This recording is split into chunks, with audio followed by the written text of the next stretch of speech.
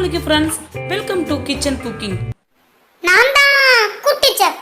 இன்னைக்கு நம்ம கிச்சன்ல சுட சுட ருசியான எல்லாத்துக்கும் ரொம்ப பிடிச்ச சிக்கன் 65 தான் பார்க்க போறோம். என்னது சிக்கன் 65வா? ஹே ஜாலி ஜாலி, எனக்கு இப்பவே சாப்பிடணும் போல இருக்கு. சிக்கன் 65 செய்கிறதுக்கு நான் இன்னைக்கு 1/2 கிலோ சிக்கன் எடுத்துருக்கிறேன். சிக்கன் வாங்கும்போது இந்த மாதிரி மீடியம் சைஸ் பீஸா பார்த்து வாங்கிக்கோங்க. சின்னதாக நம்ம போட்டோம்னா சீக்கிரம் கருகிரும், அதே நேரத்தில் பெருசாக போட்டாலும் வேகாது. இப்போ நம்ம இதை ஊற வச்சிடலாம். அதுக்கு 2 டேபிள் ஸ்பூன் அளவுக்கு தனி மல்லித்தூள், 1.5 2 டேபிள் ஸ்பூன் அளவுக்கு காஷ்மீரி சில்லி பவுடர். இது சேர்த்தா தான் நல்ல கலர் வரும். சாதா மிளகாய் தூள் சேர்த்தோம்னா அந்தளவுக்கு கலர் கிடைக்காது. அடுத்து 1 டேபிள் ஸ்பூன் அளவுக்கு கரம் மசாலா, 1 டீஸ்பூன் அளவுக்கு சீரகத்தூள், அடுத்து 1/2 டீஸ்பூன் அளவுக்கு மிளகுத்தூள். இதையும் போட்டுடலாம். போட்டுட்டு 1 டேபிள் ஸ்பூன் அளவுக்கு இஞ்சி பூண்டு விழுது, அடுத்து 3 டேபிள் ஸ்பூன் அளவுக்கு நல்லா கெட்டியான தயிர் ஊற்றிக்கோங்க. அடுத்து 1 2 டேபிள் ஸ்பூன் அளவுக்கு சோள மாவு, அடுத்து 1 எலுமிச்சம்பழத்தில் 1/4 அளவுக்கு கொஞ்சமாக சாறு புழிஞ்சு விட்டுருங்க. ரொம்ப வேணாம், ஏன்னா நம்ம ஏற்கனவே கொஞ்சம் தயிர் சேர்த்துருக்கோம், அப்புறம் ரொம்ப புளிக்கும். அடுத்து இதுக்கு தேவையான அளவு உப்பு சேர்த்துக்கலாம். இப்போ எல்லா மசாலாவும் சேர்த்தாச்சு. நம்ம இதை கலந்து விட்டுறலாம். இதுக்கு தண்ணி எதுவும் சேர்க்கணும் அவசியம் இல்லை. தயிர் சேர்த்துருக்கிறதுல உள்ள ஈரப்பதமே போதும். அடுத்து இதில் ஒரு முட்டையை உடச்சி ஊற்றிக்கலாம். 1/2 கிலோவுக்கு 1 முட்டை. 1 கிலோ சிக்கன் எடுத்திங்கன்னா 2 முட்டை போட்டுக்கோங்க, அளவு சரியாக இருக்கும். மசாலாவும் அதுக்கேற்ற மாதிரி கூட்டி போட்டுக்கோங்க. மசாலா தண்ணியாக இருக்கக்கூடாது, கெட்டியாகவும் இருக்கக்கூடாது. இந்தளவு இருந்தால் தான் நமக்கு சிக்கனில் நல்லா ஊறி வரும். இப்போ வச்சுருக்க சிக்கன் துண்டுகளை ஃபுல்லாக போட்டுடலாம்.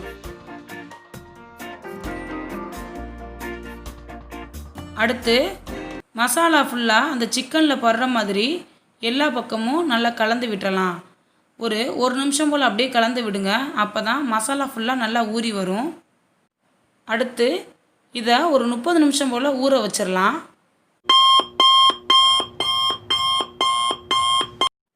இப்போ எனக்கு 1/2 மணி நேரம் போல் ஆயிடுச்சு. நல்லா மசாலா ஊறி வந்திருக்குது. 1/2 மணி நேரத்துக்கு மேலே வைக்கிறதா இருந்தால் நீங்கள் ஃப்ரிட்ஜில் வச்சுக்கோங்க. இப்போ நம்ம இதை பொரிச்சு எடுத்துட வேண்டியது தான். அதுக்கு எண்ணெய் மிதமான சூட்டில் காஞ்சிக்கிட்டு இருக்கு. இப்போ நம்ம வச்சுருக்க சிக்கன் துண்டுகளை ஒன்று ஒன்றா போட்டுக்கலாம். மொத்தமாக போட்டுறாதீங்க, ஒரு மாதிரி சிக்கன் துண்டுகள் ஃபுல்லாக ஒட்டிடும். ஒன்று ஒன்றா போட்டிங்கன்னா நல்லா ஃப்ரீயாக வேகும். எல்லாத்தையும் போட்டதுக்கப்புறம் இது ஒரு 3 நிமிஷம் போல் மிதமான சூட்டில் வேகட்டும். இப்போ நம்ம எல்லாத்தையும் திருப்பி விட்டுறலாம்.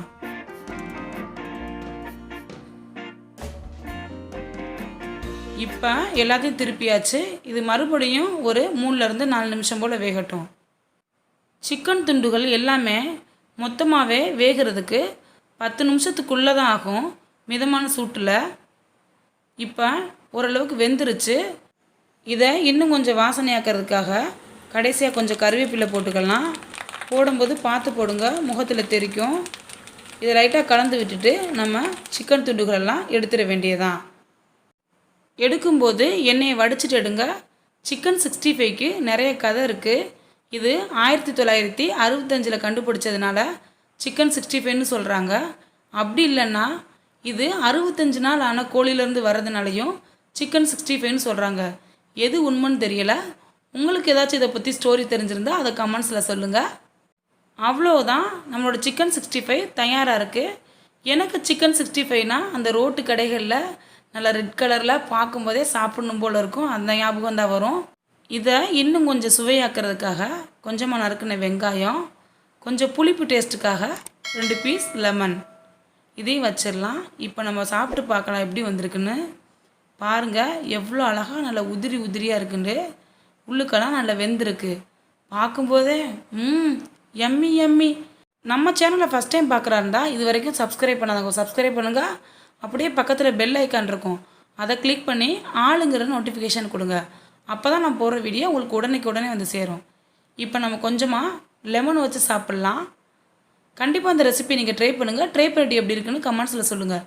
இந்த வீடியோ உங்களுக்கு பிடிச்சிருந்துச்சுன்னா மறக்காமல் கிச்சன் குக்கிங்க்கு சப்ஸ்கிரைப் பண்ணுங்கள். சமையலுக்கு புதுமை சேர்க்கட்டும்.